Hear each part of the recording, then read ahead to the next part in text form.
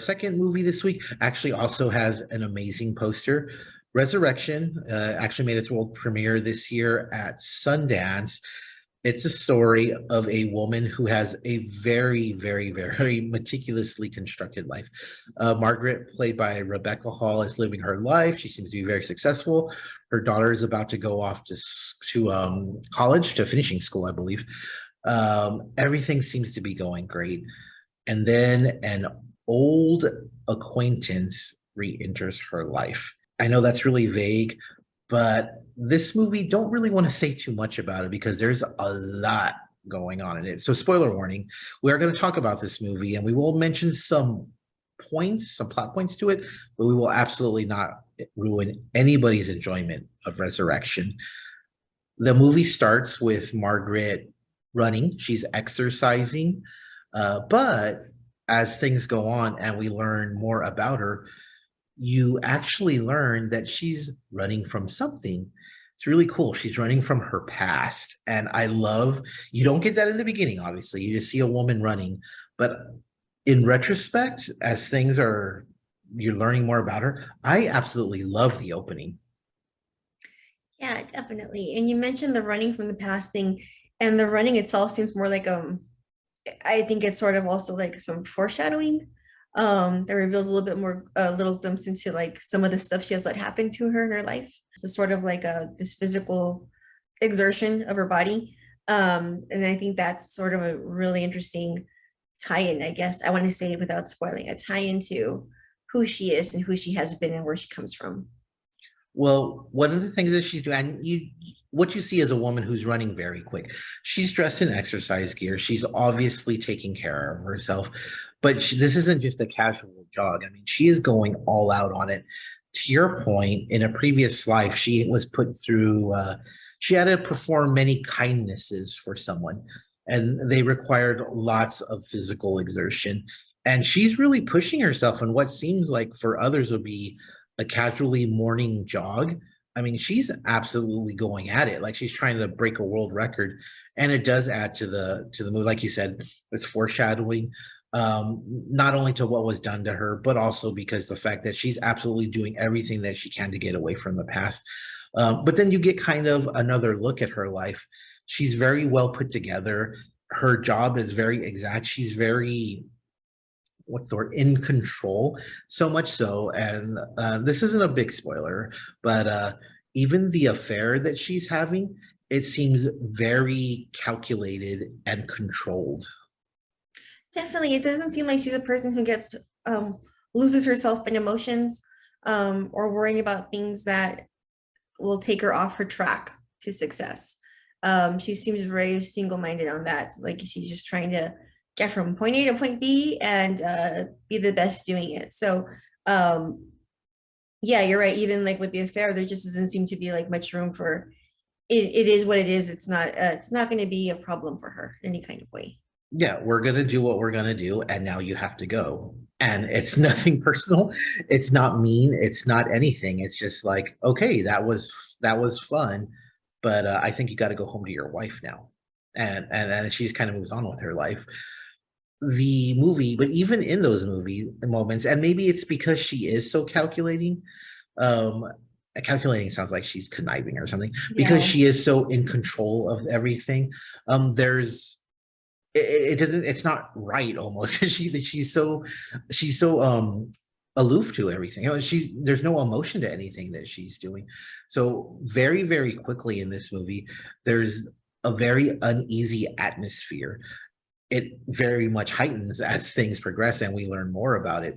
But they do a great job of keeping that atmosphere throughout the entire movie. Yes, it's very tense, and you can see it like with her how precise everything is about her, her action, her life, her actions, even her hairstyle. It's a very blunt bob cut. It's like your hair is never going to get messed up like that. Like she's just so like in place for everything. So when things start to become a little disheveled in her life, um, it really takes a toll, and the tense atmosphere really shifts.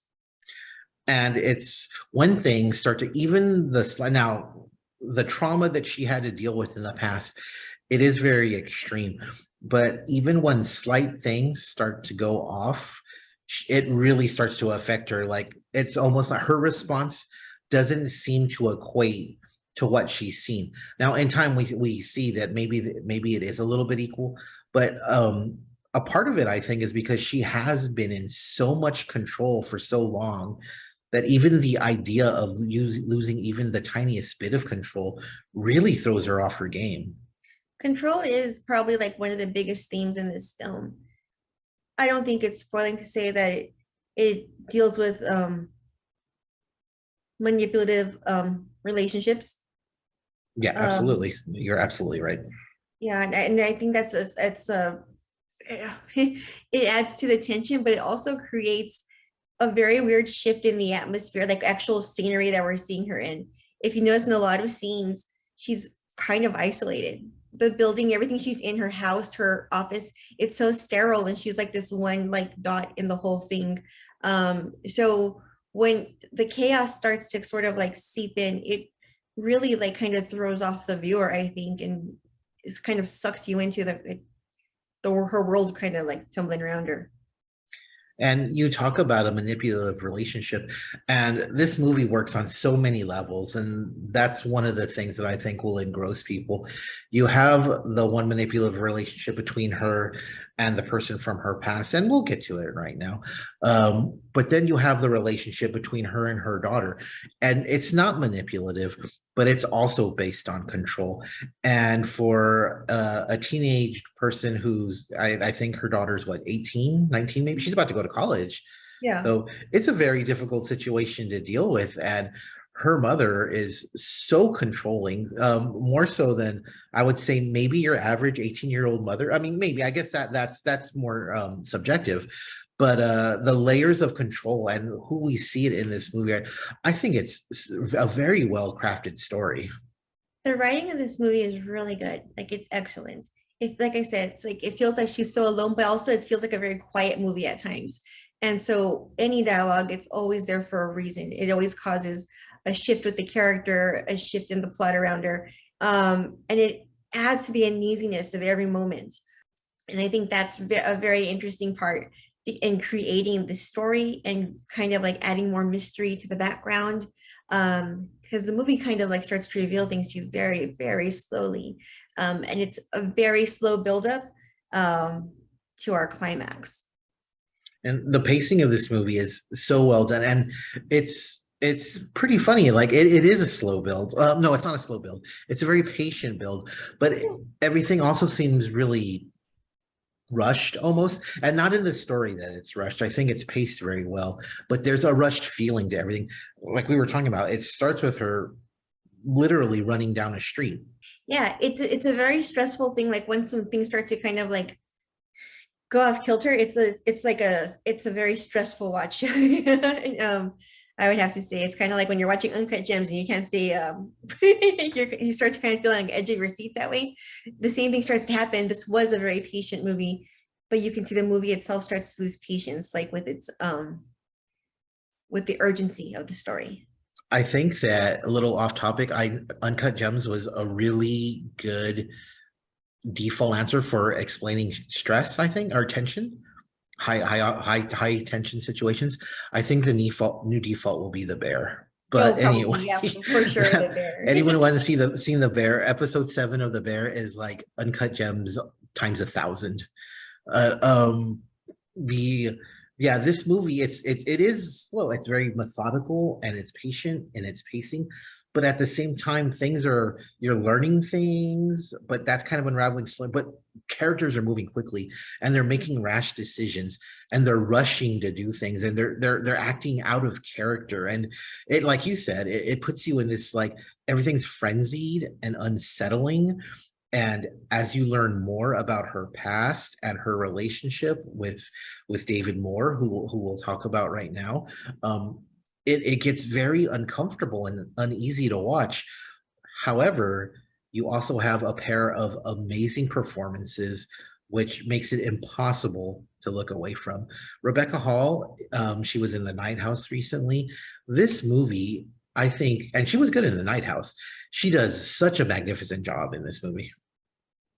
Becca Hall is awesome. The character she played, I mean, seriously, she could probably be the only person on screen during this film sometimes because all the tension, all the panic, all of the sort of like the way she has to like calm herself down, that's all one person doing this. I mean, there's some great supporting characters in this movie, but she's taking like the brunt of this performance on her own for the most part until she comes across her counterpart. I mean, she's amazing. I mean, the range of emotions in the beginning, we talked about it. She's controlled. She knows what to, she's telling people what to do. She's telling her lover, her daughter, her coworkers. She's letting them know where they need to be, when they need to be there, and how long they need to be there for. It's pretty amazing to see. And then as the movie goes on, you start to see that, yeah, she gets really frazzled. She gets really angry. She's making pretty out there decisions, and then she's doing things where you really feel for her. You care and you're worried, and you're I was genuinely afraid as to how far things were going to go and what she was going to do next. Like, I was really drawn into this character, and I absolutely had to see what was going to happen next. Definitely. And I mean, she's working with Tim Roth, who plays David Moore. So let's talk a little bit about him, right? Yeah, Um, because I would say in any other movie, all you would do is talk about how amazing Rebecca Hall was. Not to take away from what a great job she did in this movie, you have this counterpart like Tim Roth in just an impressive resume. Like, I mean, you can talk about the Tarantino movies that he's done, or you can talk about his parts in Shakespeare adaptations. I mean, he has such an impressive resume. This is up there in an amazing career. yeah, Tim Roth is startling in this movie. He is terrifying and charming, and yeah, kind of your skin will kind of crawl when you see him on the movie. Like it's just in the film. He's a very strange character.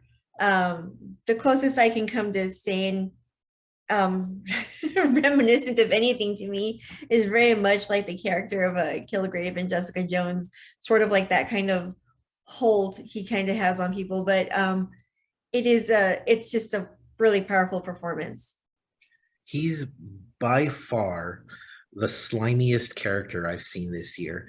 And not so much in anything that he does per se. Like, even before we start learning about kindnesses and their past, and as the story unfolds, even before all of that, just his mannerisms and the measured way in which he talks.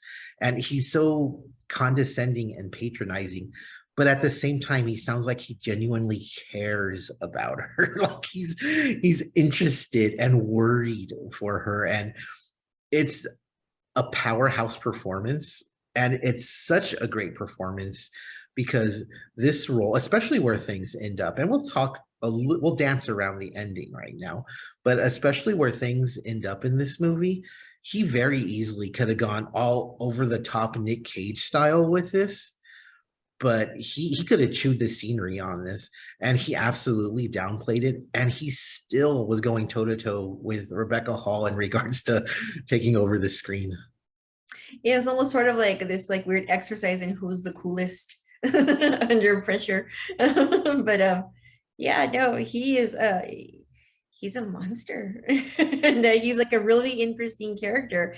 I think he might be probably one of the most interesting, call him an antagonist in a movie I've seen this year. To me, he's like the slimest and probably the most memorable one. I Yeah. mean, it's a really great performance. He's so good. He's so good. And this, again, spoiler warning, this one give he's so good that as the movie's going, he gaslit me. Like, I don't even like, he was it's so good to watch this, and he is so calm, and like you said, he is so terrifying that I would do probably anything that the things that he was asking her to do, I was ready to do when I walked out of the theater. You would do the kindnesses. Absolutely. With I wouldn't question them. At least I give Margaret credit. At least she questioned it. Like I wouldn't even I would be like young Kindness. Margaret. Yeah, I would just be doing this kindnesses. Like it's just such an amazing performance. And you always hear about career defining performance. And like Tim Roth, he's had a long career. And at this point, you're kind of like, he can continue to do great roles and there'll be standout roles, but he's probably already done his career defining role. And then you see this and you're like, oh my god, this guy, he might have just put on the best performance of his career ever. So we talk about how the performances are really strong. We've talked about the story. It is carefully paced. It has a natural build. It's you can say it's slow, but then it gets to this very chaotic ending that becomes almost grindhouse in nature, I'd say. The ending is, to me, now we've talked about Speak No Evil on here, and I still think that that's the most memorable ending I've seen, the most powerful ending I've seen. But the ending for this one was by far the most shocking one I've seen this year.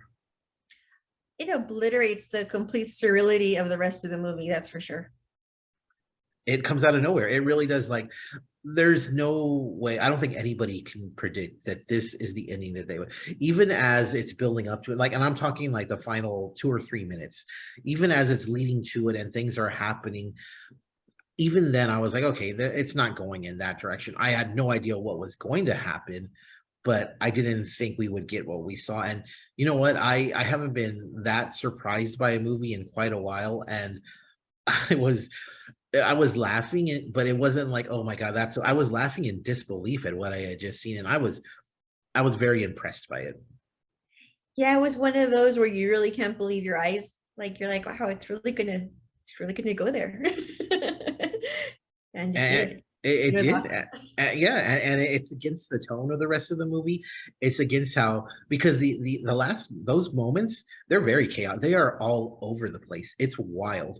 Nothing like the rest of the movie, which is laid out for you, and it kind of, I guess, gives you some. Well, it does not that they're clues. It tells you what the issue is, but there's no way that you think it's going to go in this direction, and it's pretty wild.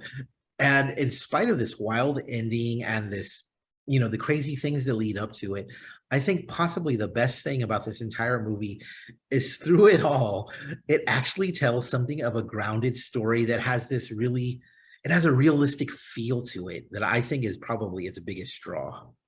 Yeah, definitely. It's a relatable story. I mean, people are manipulative in real life. People have these weird power struggles and these tense situations. And a lot of people also, I think it's very normal to act like super in control of all the things that you can control when things are spiraling out of your Yeah, grasp.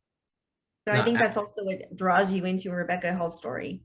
yeah, absolutely. It's a relatable story that maybe not everyone has gone through, but they know someone who's gone through it. They just use an over the top example of it, or a such premise for it. But I think it gets over the story and the theme so very well. So Resurrection, it's going to be in theaters. It's actually in select theaters right now, and it's going to be on demand and digital. Probably as you're listening to this, you can actually go out and find it. So I will throw it over to you. See or no see Resurrection.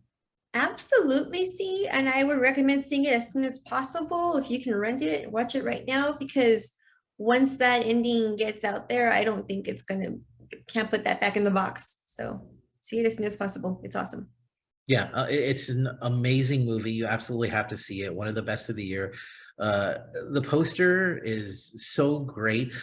As you mentioned, the ending will get out there. The first thing it says on the movie is a quote from a review that says a Gonzo final act. So there you go. But yes, Resurrection. Absolutely go out and see that.